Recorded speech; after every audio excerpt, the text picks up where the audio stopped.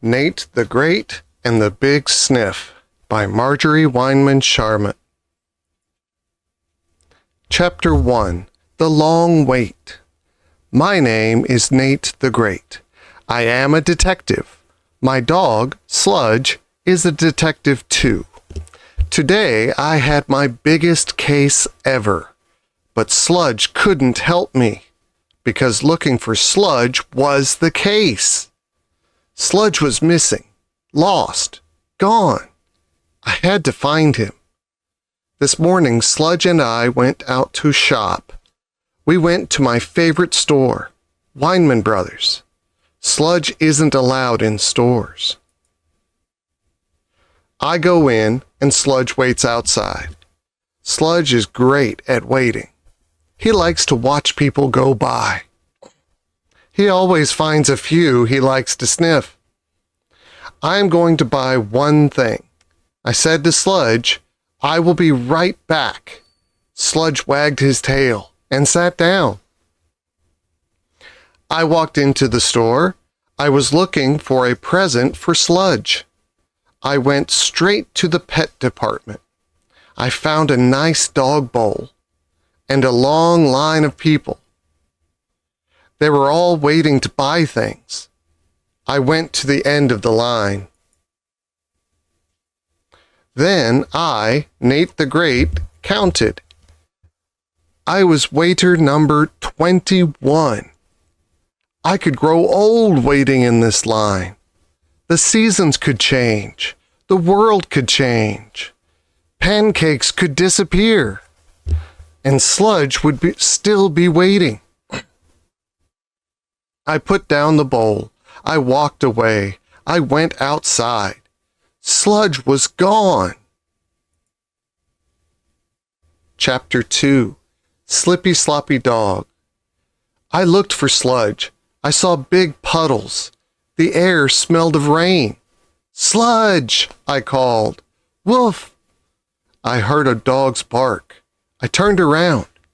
Annie and her dog Fang were standing there. Fang is big and scary. Today his teeth were wet and gleaming. Are you looking for Sludge? Annie asked. I saw him sitting out here. It started to rain. Sludge got wet and drippy and sloppy. He moved closer to the store. So where is he? I asked. Annie pointed. He sat down on the thing that opens the store door, she said. The door opened. Sludge looked surprised. He walked into the store. He walked in? I asked. Then what? Sludge shook himself off. He sat down and waited. For you, I guess. A sales lady came over with a towel. She started to wipe him off. Then another sales lady yelled at him. You're not a shopper. You have no money. Leave! She grabbed Sludge, but he slipped away. You slippy, sloppy dog, she yelled after him. Then what happened? I asked. Sludge ran into the hat department. I couldn't see him anymore, so Fang and I went after him. But the mean lady stopped us. She looked at Fang and said, Too many teeth, bad breath, and no money. Out! Then what? Fang growled at her. She screamed and stepped back. I took Fang outside. A minute later, you came along. You missed Sludge. I must go to the hat department, I said. Fang and I will wait here, Annie said, in case Sludge comes back outside. He'd have to pass that lady, I said. Sometimes Sludge is brave, but not that brave. Well, Fang is. He can go back in and get Sludge, past that lady. He and I will guard the door. If we get Sludge, we will find you. Chapter 3. Hats and Underwear. I, Nate the Great, rushed back into the store. Annie called after me. Don't forget, Sludge looks slippy sloppy. It could be a clue. I went to the hat department. There were hats of every size and shape. But I did not see Sludge. I looked for wet paw prints. Perhaps there was a trail. Nothing. I went up to the salesman. There was a wet dog, I began. The man pointed to the left. That way, he said. I rushed to the underwear department. No Sludge. Could he be hiding from that mean lady? But where could he hide? I saw a sign, dressing rooms. I did not want to peek into those rooms. I did not want to look at underwear with anyone inside it. But I had to find Sludge. I went to the dressing rooms. Sludge, I called. Somebody peeked out from a dressing room. Somebody who looked very strange. Very strange. It was Rosamond. She was wearing a nightshirt that had meow printed across the front. It was much too small for her. I'm shopping, she said. This is for my cat, Big Hex. I buy all my cat's clothes here. Have you seen Sludge? I asked. Yes, she said. I saw him run in and out of this department. I don't blame him. There's not a thing here for dogs. Thank you for that information, I said. I left. Where could Sludge have gone? Chapter 4. Lost. My best friend. I needed clues. I needed pancakes. I always eat pancakes when I can't solve a case. They help me think. I knew there was a cafeteria at the back of the store. They served great pancakes, but I did not want to go there. I was not hungry. I was sad. I was thinking about Sludge, how I had at first met him in a field, how he had become my dog and my best friend, and now he was lost. I went to a payphone. I called home. Their answering machine came on. I left a message for my mother. Dear Mother, I am on my biggest case. Sludge is lost. I will be back. I hope Sludge will be too. Love, Nate the Great. I hung up. Where should I look next? In this big store? Who would know where Sludge might be? Of course! I, Nate the Great, rushed to the Lost and Found department. Chapter 5. On the Run. I saw somebody I knew. It was not Sludge. It was Claude. Claude spends a big part of his life in Lost and Found. The lost part. Claude is always losing things. I went up to him. I've lost Sludge, I said. I saw him, Claude said. Where? At your house on Sunday, Claude said. He wasn't lost then, I said. Oh, right, Claude said. Claude pointed to a man sitting at a desk. He knows what's lost and what's found. Talk to him. I rushed over to the man. I said, I, Nate the Great, have lost my dog Sludge in this store. Oh, the dog? The man said. We know about him.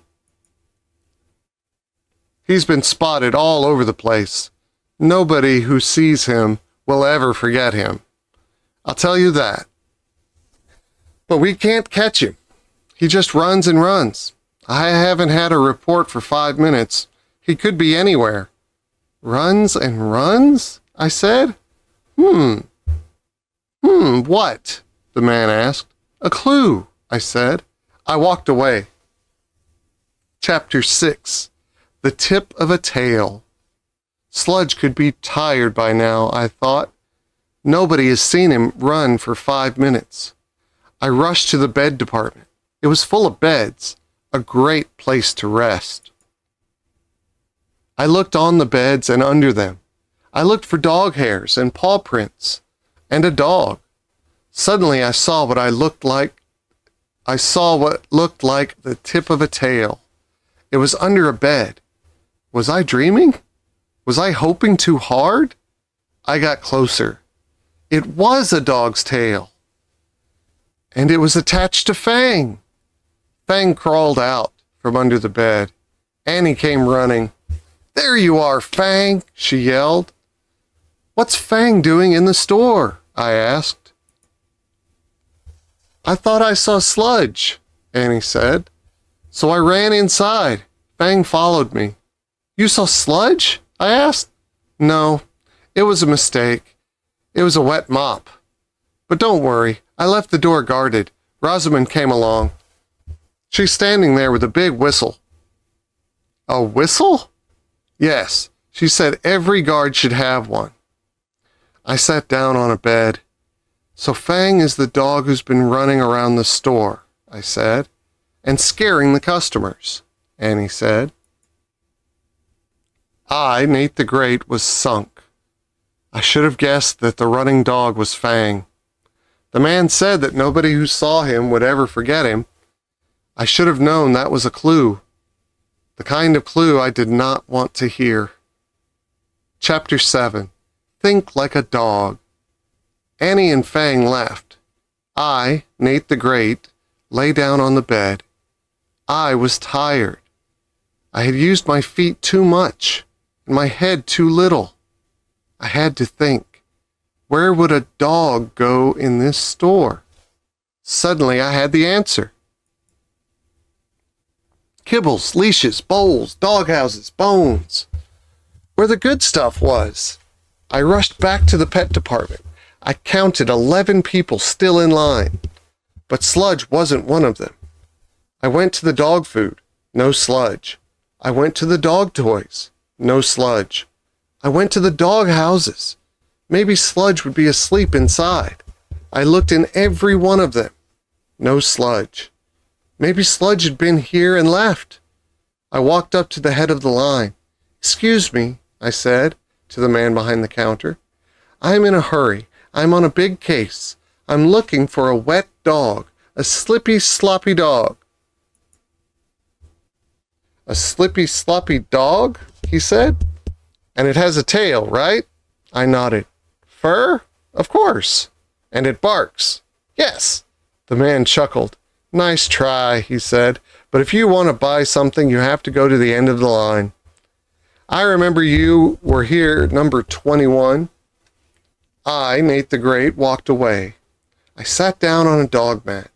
This was my most important case, and I could not solve it. Sludge always helped me with my cases, but now he was the case. He could not help me. Or could he? Sludge was a great detective. Was he trying to find me? Was he sniffing all over the store? No, he was afraid the mean lady would get him. He had to hide. But he had to find me too. How could he do both things? Suddenly, I, Nate the Great, had the answer. Suddenly I knew where Sludge had to be. Chapter 8. A Flower Trail. I rushed to the back of the store, to the cafeteria, where the pancakes are. People were sitting and eating. There was a room behind the cafeteria. There was a trail of flour going in and out of the room. It was a trail of white paw prints. The door of the room was partway open. I looked around. No one was watching me. I crept into the room. It was a storeroom. There were boxes and cans and jars and sacks. Sitting on a torn sack of flour was Sludge. He was sniffing. He rushed toward me. He gave me a big sniff. Then he wagged his tail and licked me all over. "Sludge, you are a great detective," I said. "You knew I had a case to solve. You knew I always eat pancakes to help solve a case. So you sniffed out this pancake place and you sat and waited. You knew you could sniff me from your hiding place when I showed up. And that's what you did." Sludge looked proud. This had been his biggest case, too. I looked at the trail of flower paw prints. Did Sludge leave it on purpose? Or did it just happen to happen? I would never know. But I didn't care. I only cared that I had found Sludge. Or he had found me. Whatever. I said, "We both deserve a treat. Wait here." I went back to the cafeteria. 5 pancakes to go, I said, and a bone. I, Nate the Great, and Sludge sat on the torn sack of flour and ate the best meal we had ever had.